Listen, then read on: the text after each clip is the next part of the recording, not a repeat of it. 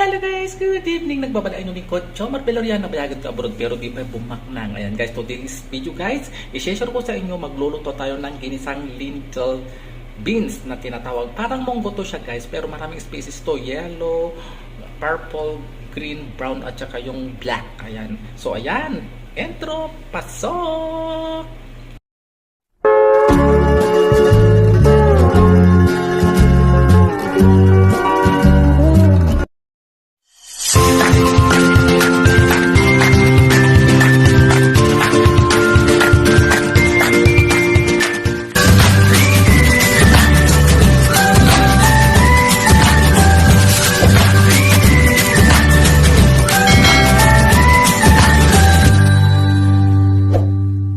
So yan guys, wala akong karne ng baboy, yung leftover namin chicken na nilalagay ko. Ayan ang ating tinatawag na lentil beans or yung tinatawag natin parang munggo rin ito guys. Pero masarap ito, malinamnam. Ayan, sasawagan natin guys ng Malabar spinach at saka yung spinach. Maglalagay tayo guys ng tomato, onion, and garlic. Very simple lang ito guys na pag-isa. Ginisa ito guys. So ayan, lutuin na natin guys ang ating main dishes, lentil. So yan guys, gigisahin na natin ang lentils. Una, yung ating bawang, ang ating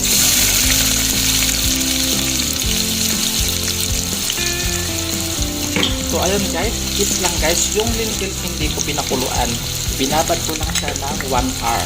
So madali na yang lutuin.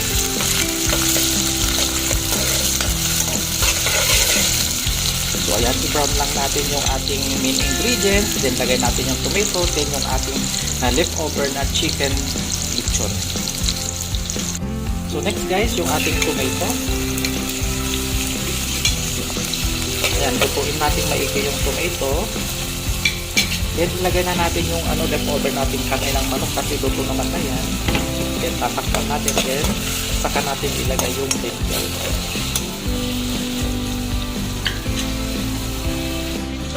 So yan guys, lutuin pa natin maigi yung kamatis bago natin ilagay itong ating lentil. Yan siya guys, 1 hour kong yan, binabad guys, kaya madali na lang maluto yan. Yan. Napakasarap ito guys, napakalinamnam, masarap yan. So yan. So yan guys, lagyan na natin yung binabad natin sa 1 oras na lentil. Ayan. At hot water naman ang ating gagamitin para madaling kumulo. Ayan, lagyan na natin ng marami guys kasi lulutuin pa natin yung lentil. And mag-a-add tayo guys na pagmalinamnam natin. Yan, magic sarap. And add tayo guys ng patis. Ayan.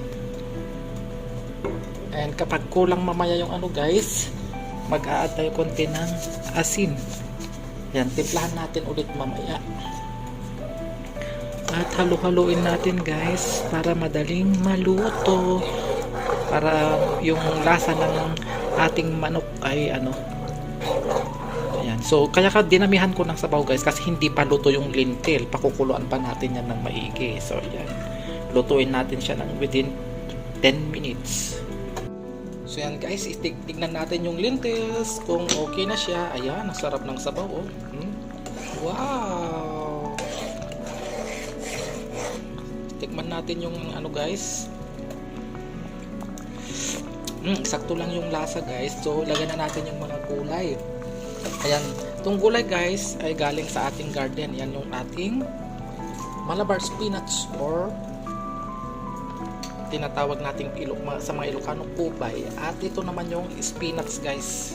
Ayan, galing din sa ating garden yan. Ilagay na natin.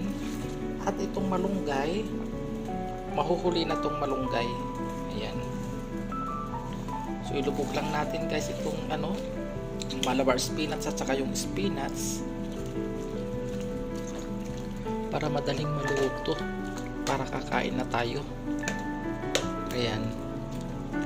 Madali lang maluto yan guys, dahon-dahon. So, 3 dahon-dahon ang nilagay natin guys. Ayan, napaka-healthy ang ating uulamin. And, yung pangatlong gulay, yung ating malunggay. Lagay na natin guys. Ayan, sarap. Huwag na nating itip kasi madali lang maluto yan. So, ayan. Lutuhin na lang natin yung gulay-gulay guys at kakain na tayo. So, yan guys. Tignan na natin. Mukhang luto na. Ayan, luto na siya guys. Luto na guys yung ating mga dahon-dahon. Sarap. Very healthy itong ating ulam ngayon.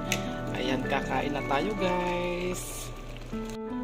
So yan na guys yung ating lentil beans. Kain na tayo. Sarap.